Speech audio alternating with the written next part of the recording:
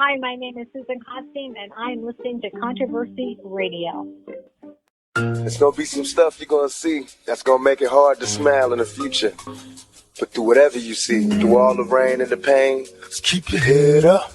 It's funny, usually I would mention what work you've done in the past and what shows you've been on, but for someone like you, it might be better for you to mention what shows you haven't been on, because you've been on so many shows.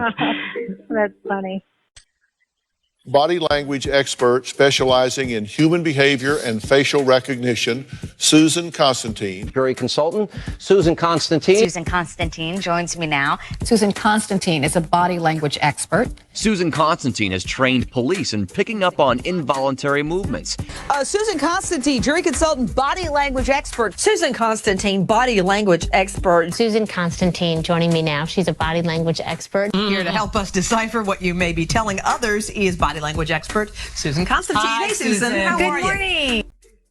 For those of us who live under a rock and we've never heard of you before, can you tell people who you are? Okay. Well, my name is Susan Constantine Perfido, and I'm a body language expert specializing in deception detection. And I train attorneys, mediators, and judges on how to detect deception in the courtroom and analyzing videos of video depositions and suspects or witnesses in that particular case. And then I've also served as an expert witness in a high-profile case here in Orlando called the Dalia DiPolito case. And I was analyzing the body language of one of the police officers in the case. So my expertise is more in detecting deception. This letter claims Right there. that That one, where you gasp for air, that's nervousness. You know, when your stomach's upset and you're feeling anxious, that's what happens. And I've trained how to read body language, facial expressions, statement analysis, which is understanding how people phrase words together, looking for possible deception and how people speak through a written statement. And then what I do is I tie it all together. I look for incongruencies between what they say and what their emotion is expressing. I also have a company called the Jury Lab, which is a technology program that reads the emotions of up to 12 people at one time. So it's an emotion AI technology solution that's designed for focus groups and mock trials, but I also can use it on an individual basis, which is if I have a good video feed, I can also pick up the expressions of a subject that is in a video. So just recently, you've been involved in doing some work that could possibly solve the murder of Tupac Shakur. Mm-hmm. So can you tell us how you got involved with R.J. Bond and what you did exactly? Well, R.J. Bond located me, and I'm sure it was probably through a Google search. And he reached out to me, asked me if I could evaluate some video of two people in a video that may be a person of interest, people of interest, and in helping to solve this Tupac murder case. So he sent me over the video clips, and then so I began my analysis first by using the technology that I created to read the emotions of individuals. I also watched the video looking for what we call clusters or what we call hot spots, areas of deception. was there any discussion whatsoever about the murder of Tupac Shakur? No. Yep, right there. Was there any discussion about the murder of Tupac? And you saw it right there. And then what parts of what they said, where I was able to, what they said was incongruent with their body language. So I was able to detect some areas where I felt that it was questionable. Was there anything that stood out to you? Well, there was one thing, a couple things. of the two brothers. Danny Patton, he was the one that he was. I felt that he was probably the most suspect to me. There was maybe not necessarily linked to the murder. I'm not sure, but he showed areas of deception. And this is where I saw the finger tapping. When he was asked a question, he would answer, and then he would tap his fingers right at that moment. That's what we call leakage. So when a person tries to contain their anxiety, when they're being asked something that may cause stress on an individual, it will leak out. Him, as he kept tapping his finger, like every time he would tell something that was not quite true, he would tap his finger. He would be asked another question, he'd answer, he'd tap his finger. So that's actually what we call leakage. Have you ever met anybody in Tupac Shakur's entourage or anything like that? Yes. Now look at that. He answers yes, and guess what? He doesn't move. Have you ever met anybody in Tupac Shakur's entourage or anything like that? Yes. Is that from your neighborhood associations from where you grew up? Was Mr. Blatchford, the reporter, part of that that production of some type of gang expose? The day I was there, he said he was. There's another one. That production of some type of gang expose? The day I was there, he said he was. At that meeting, was there any discussion whatsoever about the murder of Tupac Shakur? No. Yep, right there. Was there any discussion about the murder of Tupac? And you saw it right there.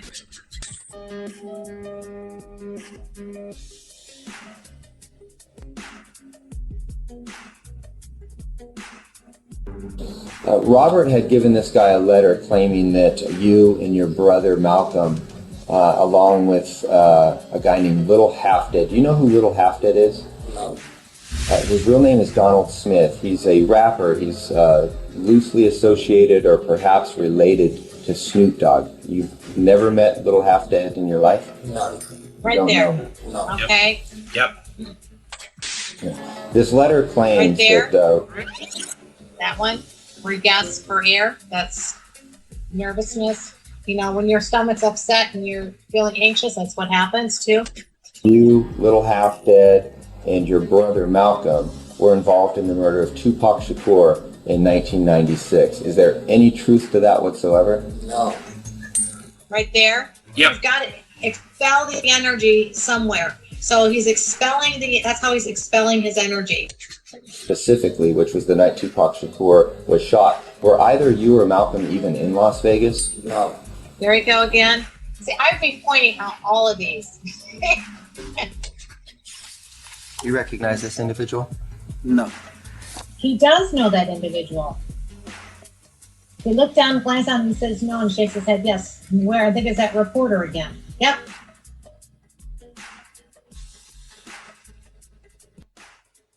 Live in Southwest Los Angeles, Chris Blatchford, Fox 11 News. Claiming that you sat down with Roger's younger sister and dictated a letter in which you confessed Right to the there. murder. Right there. That you confessed to it, and he's agreeing that. So that's a huge hot spot for me. Yep, it's very small, but that's what we're looking for. It's a very micro leakage. According to this letter, you conspired with all these individuals to kill Tupac Shakur. And then the question was that told you were a part of being a conspirator to killing him, and you shake his head down. And so that just means that there's more behind the story than he's telling us. Doesn't necessarily link him to the murder, but it just says that there's more that he's not revealing than he is revealing. The other brother, the one thing that I picked up from him was that usually when somebody, there is ambiguity, meaning that there's a conflict of thought, Oftentimes people will shake their head the opposite direction of their word. So if in other words, they will shake their head no with a yes question or a yes with a no question. And then I saw that with the other brother. When I watched this video, well, people are calling an interview, it seemed more like an interrogation, like a police interrogation. Did you get that feeling? Well, there's a difference between an interview and an interrogation. An interview can often morph into an interrogation. When if they're being interviewed by the police, for example, if they feel that they've got enough evidence that the person is not being truthful, if they know more information, they may move right into an interrogation. So I wouldn't say it's one or the other. There's obviously they were asking questions that were very pointed and intrusive to try to gather information, but I wouldn't have called it an interrogation. It was kind of in between an interview, but not a hardcore investigation. So from your expert opinion, do you believe that both brothers are being deceptive? I think that Danny Patton was more deceptive than his brother.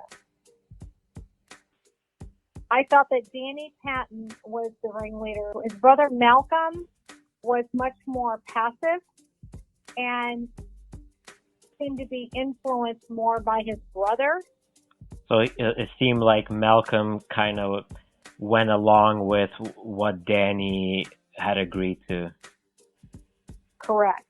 Is there anything else that I haven't asked that you think is important that maybe we should point out, or anything else that you can think of off the top of your head? Well, I don't think that Malcolm really showed signals of deception as much as his brother Danny was trying to hold back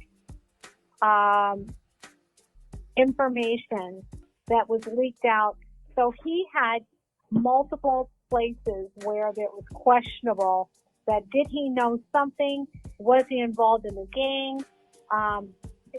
Was he involved in any way, or he knew, in my opinion, he knew more about what occurred than actually being the person who may have murdered him.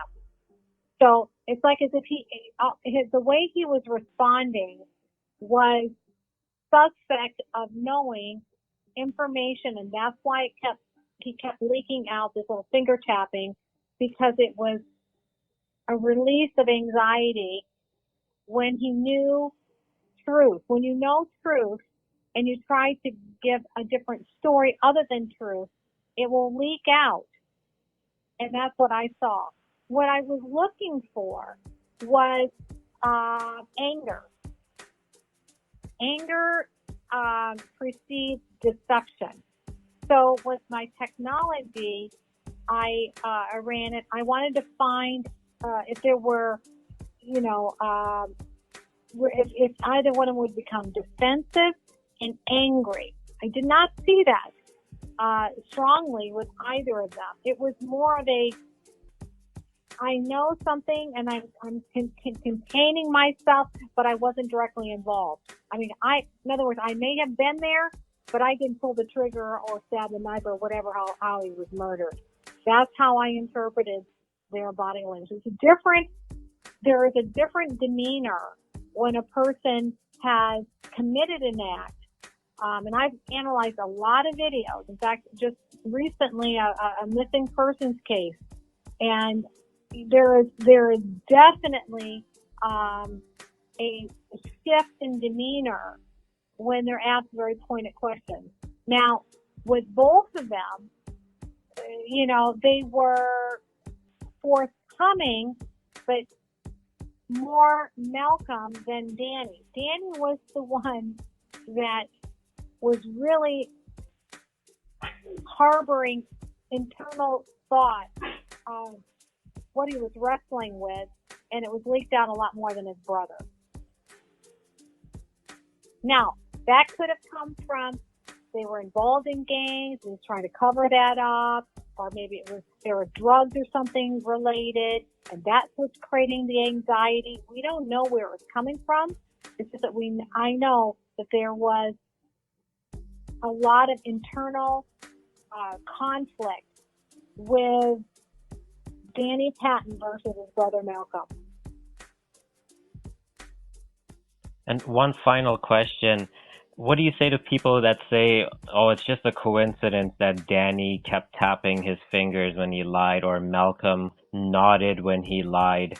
The people who say this is just by chance that they happen to do that, or it's a coincidence? There are no coincidences. That's my answer. I agree 100%. There are no coincidences. And if you can tie it in, for example, if a person just was tapping their finger and just did it and it was kind of a quirky thing that they did, then I wouldn't consider that. Because you're looking for changes in their demeanor. There was no doubt that, Danny was even holding back some anger because he even changed his fist. His fist got tight. Yes. So that was a way for him to restrain himself. So in other words, internally, because I don't want to show it outwardly, I'm going to try to contain it. And when you try to contain it, that's when you're transferring that energy to a tightened fist or tapping the finger. Those are leakages, direct leakage. There's no dispute. So it's been proven. It's, if you know what you're looking for, it's undeniable. So I would say to other people, they don't know what they don't know. And unless you've analyzed hundreds and hundreds of videos and you start to see what deception looks like, then you could make that observation with a high level of certainty. But just, coincidentally, when somebody taps their finger, means nothing because they tap their finger.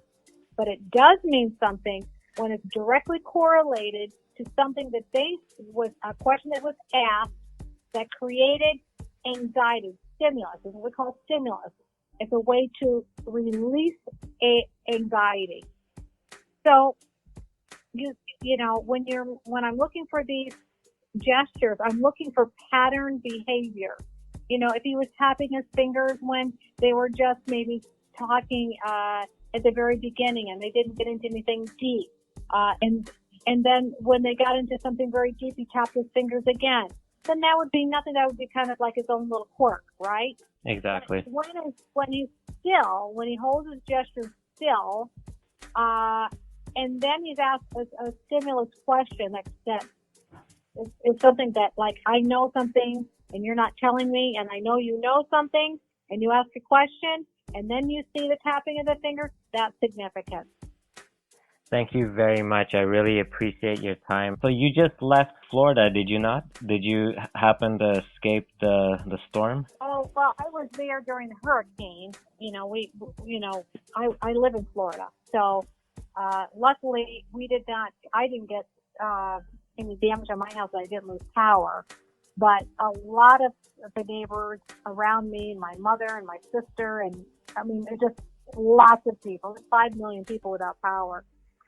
We just got really lucky because in where I live, it's a brand new development. All of the